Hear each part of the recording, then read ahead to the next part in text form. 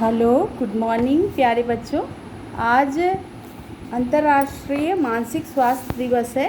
प्यारे बच्चों, सम्मानीय अभिभावकों और विद्वान शिक्षकों, आप सभी को विश्व मानसिक स्वास्थ्य दिवस 2020 की शुभकामनाएं।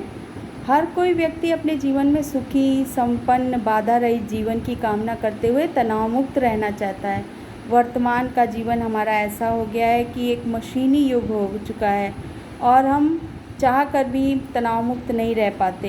वर्तमान में आपने देखा, स्नेह, दुलार, भावनाएं, हमदर्दी, सहयोग, अपेक्षाएं जैसे शब्द तेज़ी से पीछे छूटते जा रहे हैं। बच्चों का कोमल मन शुद्ध होता है, शांत मन अब जटिलताओं से भरता जा रहा है। आगे निकलने की ओर में उनमें ईर्ष्या की भावनाएं आ रही हैं, तरह तरह की भावनाएं उनमें प्रवेश कर रही हैं, तनाव आ रहा है, दुर्भावनाएं आ रही हैं। इन्हें इस तरह से मानसिक स्वास्थ्य उनका बिगड़ने लगता है और वो हमेशा तनावग्रस्त रहते हैं, चिंताग्रस्त रहते हैं। तो इन सभी परेशानियों से दूर रखना बच्चों को बहुत ज़रूरी है। ऐसे बच्चे अपनी छोटी छोटी इच्छाएं पूरी नहीं होने पर चीखने चिल्लाने लगते हैं, मारपीट करने लगते हैं, बड़ों का अपमान करने लगते हैं। बड़े भी बच्चों के साथ सह्रदयता से पेश नहीं आते हैं। वे अपना बचपन भूल जाते हैं और बच्चों को डांटना, झगड़ना, मारना पीटना, उन्हें अपमानित करना, उन्हें कमतर समझना, दूसरों से तुलना करने लगते हैं, जिससे बच्चे के अंदर अनायास ही गहरी चोट पहुंचती है और उसका कोमल बल आघात से भर जाता है। हम सभी के जीवन में तनाव, चिंता, परेशानियां और समस्याएं कई तरह से होती हैं। मानसिक स्वस्थ व्यक्ति अपने अंदर से दृढ़ता लाता है और दूसरों और अपनों को अपनापन देता है। साथ साथ में अपनी समस्याओं को बहुत ही जल्दी आसानी से दूर कर सकता है। इसलिए हमें अपने जीवन में मानसिक रूप से स्वस्थ व्यक्तियों को देखना या उनके साथ रहना और साथ साथ में खुद भी मानसिक रूप से स्वस्थ रहना बहुत आवश्यक है। तो बहुत सारी तरह की समस्याएं हैं। इनमें से कुछ समस्याएं हमने अपने लेख में लिखा है, आप बाद में पढ़ भी सकते हैं। कुछ समस्याएं मैं यहाँ बता रही हूँ आपको, जैसे पारिवारिक कलह होता है, घरेलू हिंसा, घर में माँ बाप हैं, मम्मी पापा हैं या बच्चे हैं या अन्य रिश्तेदार हैं, उनमें मारपीट होना शुरू हो जाता है या बुरा व्यवहार करने लगते हैं। कभी कभी अभिभावकों का कठोर व्यवहार, बेरुखी भी बच्चों को बहुत परेशानी में डाल देता है। इसके साथ ही साथ आपने देखा, सिंगल पेरेंटिंग भी एक बहुत बड़ा कारण होता है। बच्चों में बहुत ज़्यादा असुरक्षा की भावना आ जाती है। इससे बच्चों को कम समय में अभिभावकों द्वारा बहुत कम समय दिया जाता है उनके साथ। इस तरह से आपने देखा है, मम्मी पापा आज दोनों वर्किंग होते हैं और जो बच्चे होते हैं वो अकेले ही अपनी समस्याओं से जूझते रहते हैं। अगर दादा दादी उनके साथ हैं या कोई रिश्तेदार है तो वो उन समस्याओं से आसानी से दूर हो पाते हैं। इसी तरह से बच्चों में अस्वीकृति की भावना, अवहेलना, अपेक्षा का शिकार हो जाते हैं। कभी कभी किसी अपने के बहुत ख़ास व्यक्ति की मृत्यु से भी बच्चों पर बहुत बुरा प्रभाव पड़ता है। सीखने में कठिनाई होती है उन्हें, तब उन्हें बहुत परेशानी होती है। पढ़ाई में वो पिछड़ जाते हैं, डांट सज़ा का डर उन्हें सताता है। बच्चों में बहुत ज़्यादा बुलिंग होती है, एक दूसरे के प्रति ईव टीजिंग होती है। प्रोत्साहन में कमी हो जाती है, लोगों द्वारा संदेह किया जाता है, निर्णय नहीं ले पाते, प्रभावी वार्तालाप नहीं कर पाते। पीयर ग्रुप का बहुत ज़्यादा दबाव होता है। कभी कभी वो नशे के चंगुल में भी पड़ जाते हैं, या तो वो अपना अनुभव लेने की कोशिश करते हैं या अपने साथी मित्रों के प्रोत्साहन पर वो ऐसा करते हैं जो कि गलत है। व्यवहार में परिवर्तन आ जाता है उनके, और उनकी लक्ष्य प्राप्ति में भी बाधाएं आती हैं। इसके अतिरिक्त और भी बहुत तरह की समस्याएं हैं। बड़ों द्वारा उन्हें दुलार देना बहुत ज़रूरी है, उनकी सराहना करना ज़रूरी है, प्रोत्साहन उन्हें मिलना चाहिए। बड़ों को मित्रों, रिश्तेदार और सहयोगियों का सहयोग और मार्गदर्शन बहुत आवश्यक है। मानसिक स्वास्थ्य हमारे लिए संपूर्ण विकास में सहायक होता है। इसीलिए चार्ल्स डिकेंस ने कहा है, दुनिया में कोई भी इतनी बुरी भावना नहीं जितनी कि एक बच्चे के साथ अन्याय का व्यवहार। वो उसके सारे जीवन पर पड़ा रहता है और वो उसे कभी नहीं भूल पाता। स्वस्थ मस्तिष्क अच्छे स्वास्थ्य की निशानी होती है। इसके पहचानने के कौन कौन से लक्षण हैं, ये अब हम लोग जानेंगे। कुछ लक्षण ऐसे जैसे उनमें व्यवहार में परिवर्तन आ जाता है, वे नियम तोड़ने लगते हैं, उन्हें बहादुरी समझ में आने लगती है नियम तोड़ना। संपत्ति का नाश करने लगते हैं, लोग नशा करने लगते हैं, लगातार रोते हैं, चीखते चिल्लाते हैं, अकेले समय बिताना पसंद करते हैं, धोखा देना, झूठ बोलना सीख जाते हैं, स्कूल से अनुपस्थित होने लगते हैं।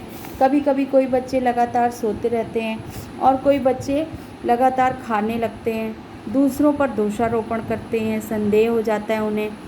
इस तरह से आपने देखा कभी कभी कुछ बच्चे अपनी सीट से बार बार उठते हैं, पैर हिलाना, नाखून कुतरना, बार बार भूल जाना, याद न रख पाना, ऐसी समस्याएं आ जाती हैं। ये इसे डिप्रेशन भी कह सकते हैं। तो हमारा स्वास्थ्य मानसिक रूप से यदि स्वस्थ ना हो तो ये सारी समस्याएं हमारे सामने आती हैं। तो हमें क्या करना चाहिए? सबसे बड़ी समस्या है कि कोई बताने वाला नहीं है कि हमें क्या करना चाहिए। तो हमें इन समस्याओं से दूर रहने के लिए सामाजिक अच्छा वातावरण होने के लिए पारिवारिक वातावरण अच्छा होना चाहिए।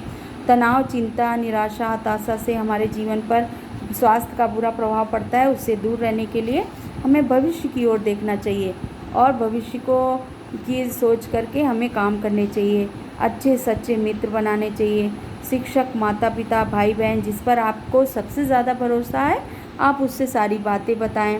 नहीं बता सकते हैं तो आप डायरी लिखें, ध्यान करें, मेडिटेशन करें, संगीत सुनें, साथ साथ में कोई वाद्य यंत्र बजाना सीख लें या बागवानी कर सकते हैं।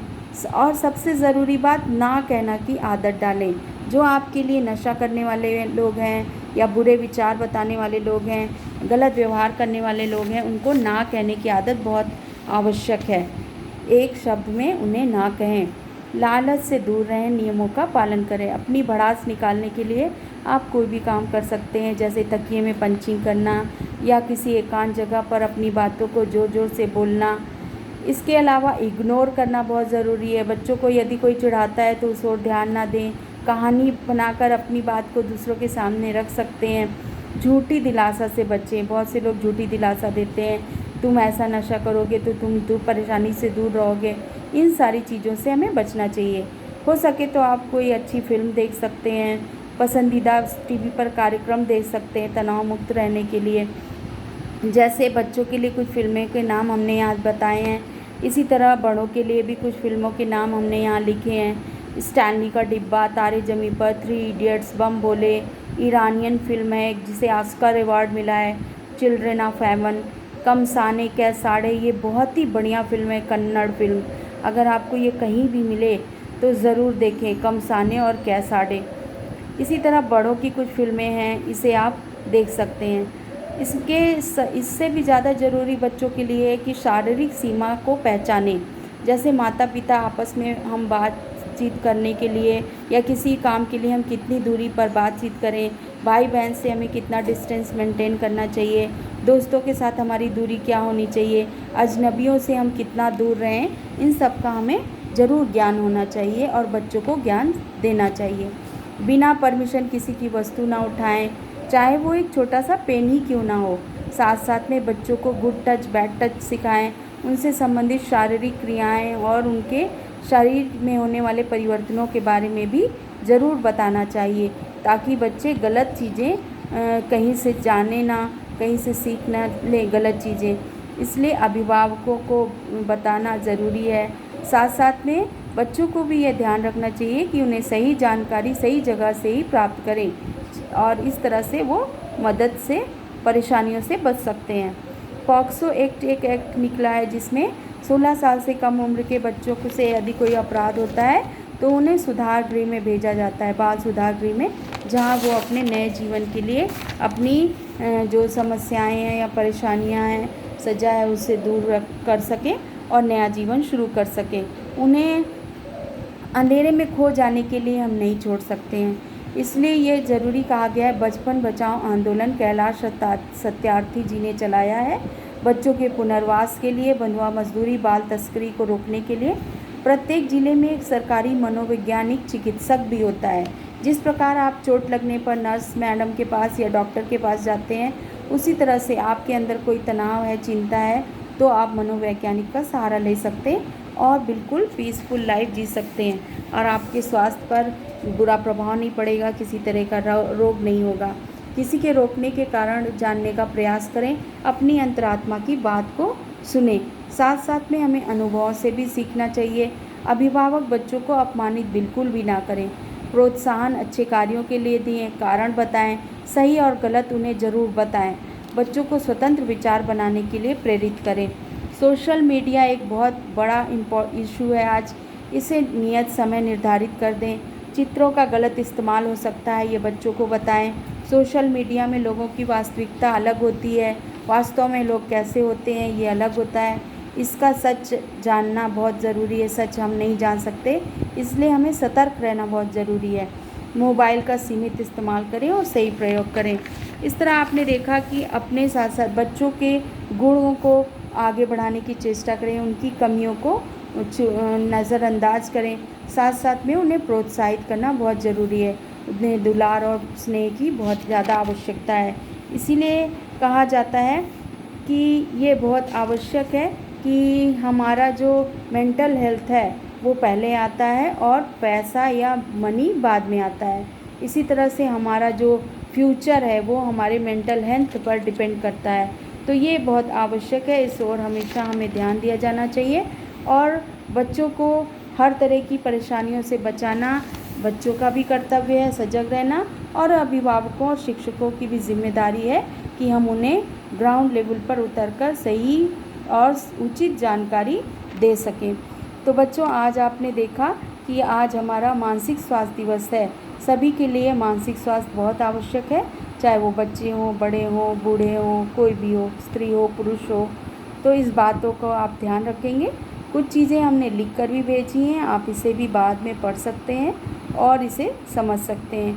कुछ बातें रह भी गई होंगी, इन्हें भी हम जल्दी ही आप तक पहुंचाने का प्रयास करेंगे। तो आज के लिए बस इतना ही बच्चों। थैंक यू, धन्यवाद।